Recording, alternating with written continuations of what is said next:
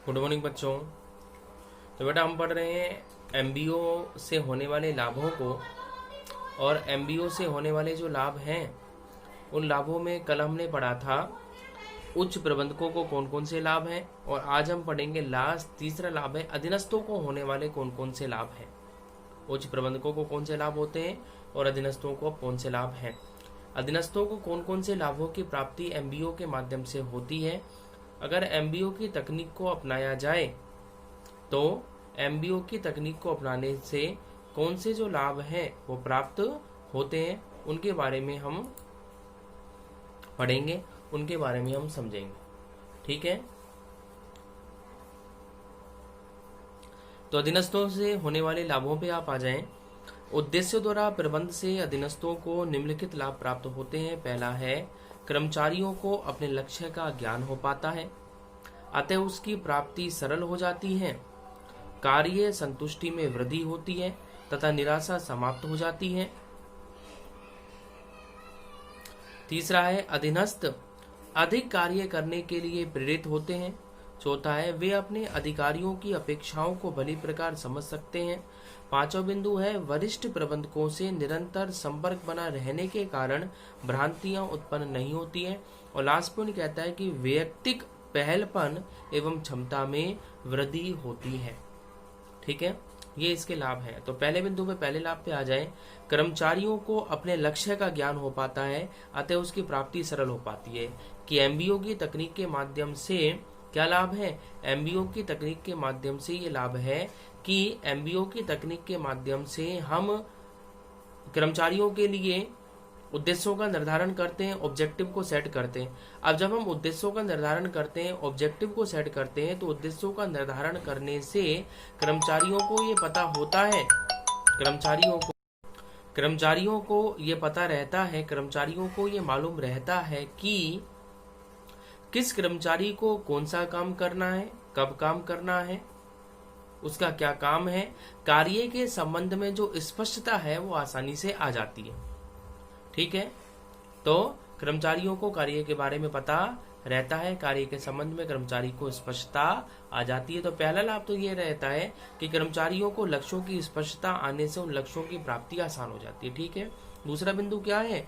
दूसरा बिंदु है कार्य संतुष्टि में वृद्धि होती है और निराशा समाप्त हो जाती है। जब लक्ष्य स्पष्ट होंगे तो कार्य को अच्छे तरीके से किया जाएगा, लक्ष्य प्राप्ति पर संतुष्टि का आभास होगा, तो कार्य संतुष्टि निराशा को, नकारात्मकता को भी क्या करती है, समाप्त करती है। अगला बिंदु आता है तीसरा, अधीनस्थ अधिक कार्य करने के लिए क्या होते हैं, प्रेरित होते हैं। जो अधीनस्थ हैं वो अधिक कार्य करने के लिए प्रेरित होते हैं। क्यों? क्योंकि उन्हें लक्ष्यों के माध्यम से समय समय पर अभिप्रेरणा मिलती है और वो अधिक कार्य करने के लिए प्रोत्साहित होते हैं, वो अधिक कार्य करने के लिए प्रेरित होते हैं। चौथा बिंदु है कि वे अपने अधिकारियों की अपेक्षाओं को भली प्रकार समझ सकते हैं। वे अपने अधिकारियों की अपेक्षाओं को भली प्रकार से समझ सकते हैं। अधिकारियों की अपेक्षाओं को भली प्रकार से समझने का तात्पर्य क्या हुआ कि अधिकारी क्या चाहते हैं, अधिकारी क्या चाहते हैं, कर्मचारी से अधिकारी क्या चाहता है, अधिकारियों की क्या इंटेंशन है, अधिकारी क्या चाहते हैं, इन सारी चीजों के बारे में कर्मचारियों को लक्ष्यों की स्पष्टता के माध्यम से पता लग जाता है। वैसे तो पता नहीं होता, लेकिन लक्ष्य स्पष्ट होते हैं तो लक्ष्यों की स्पष्टता के माध्यम से कर्मचारियों को मालूम आसानी से लग जाता है। और इसीलिए अधिकारियों के बारे में जब उनको पता लग जाता है कि अधिकारी क्या चाहते हैं, तो कर्मचारी उसी के अनुसार वर्क करते हैं, उसी के अनुसार कार्य करते हैं। ऐसे में अधिकारी और कर्मचारी दोनों ही संतुष्टि को महसूस करते हैं।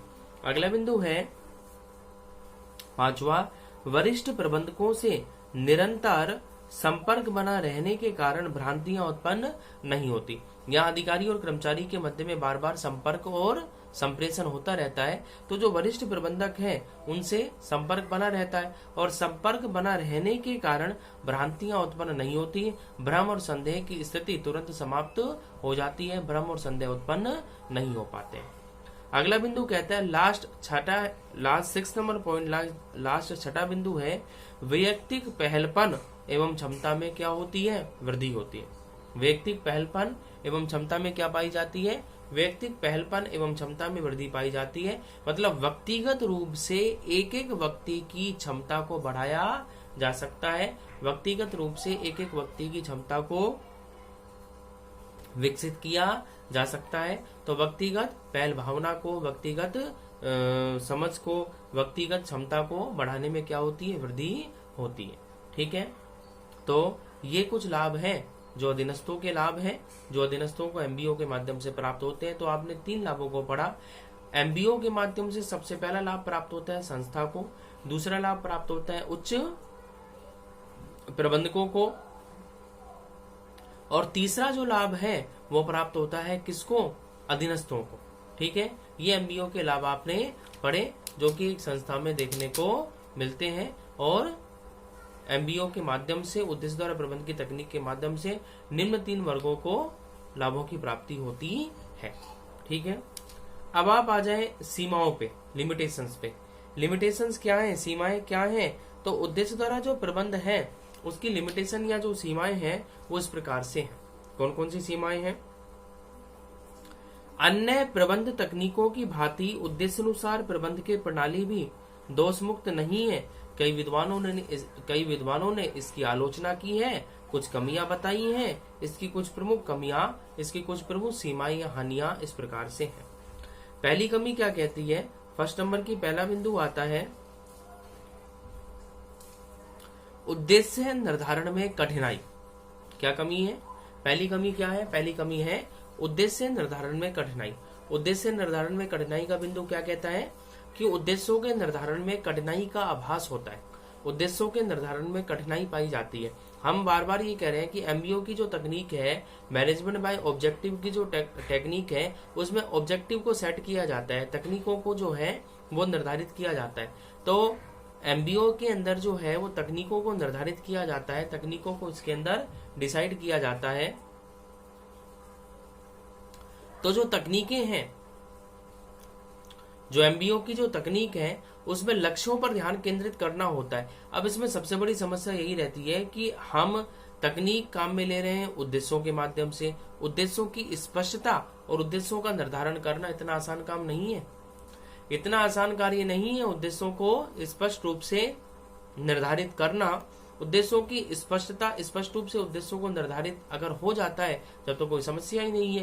लेकिन इस तकनीक में अपनाने में सबसे बड़ी समस्या यही है कि उद्देश्यों की अस्पष्टता पाई जाती है, उद्देश्य स्पष्ट नहीं होते, उद्देश्य निर्धारण में कठिनाई होती है। ठीक है, देखें आप, उद्देश्य द्वारा प्रबंध का आधार तत्व उद्देश्य होते हैं, किंतु यथार्थपूर्ण एवं सत्यापनीय उद्देश्यों के निर्धारण में बहुत कठिनाई आती है।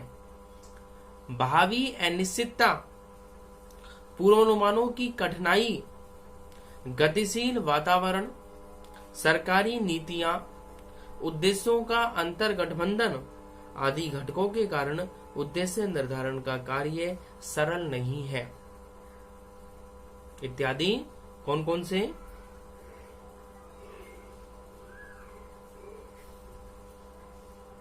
उन्होंने बिंदु बताए, भावी अनिश्चितता, पूर्वानुमानों की कठिनाई, गतिशील वातावरण, सरकारी नीतियां, उद्देश्यों का अंतर्गठबंधन इत्यादि ये घटक हैं जिनके कारण उद्देश्य निर्धारण का कार्य सरल नहीं रह पाता है और उद्देश्यों के निर्धारण में अत्यंत कठिनाई को प्रबंधकों को महसूस करना पड़ता है। तो उद्देश्य निर्धारण में क्या पाई जाती है? कठिनाई पाई जाती है। ठीक है, ये इसकी पहली कमी है।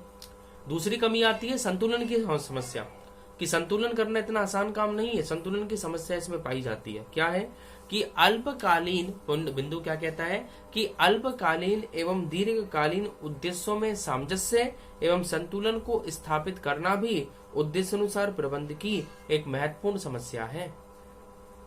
अल्पकालीन एवं दीर्घकालीन उद्देश्यों में सामंजस्य और संतुलन को स्थापित करना उद्देश्यानुसार प्रबंध की एक महत्वपूर्ण समस्या मानी जाती है। तो उद्देश्यानुसार जो प्रबंध है उसकी काफी समस्याएं हैं।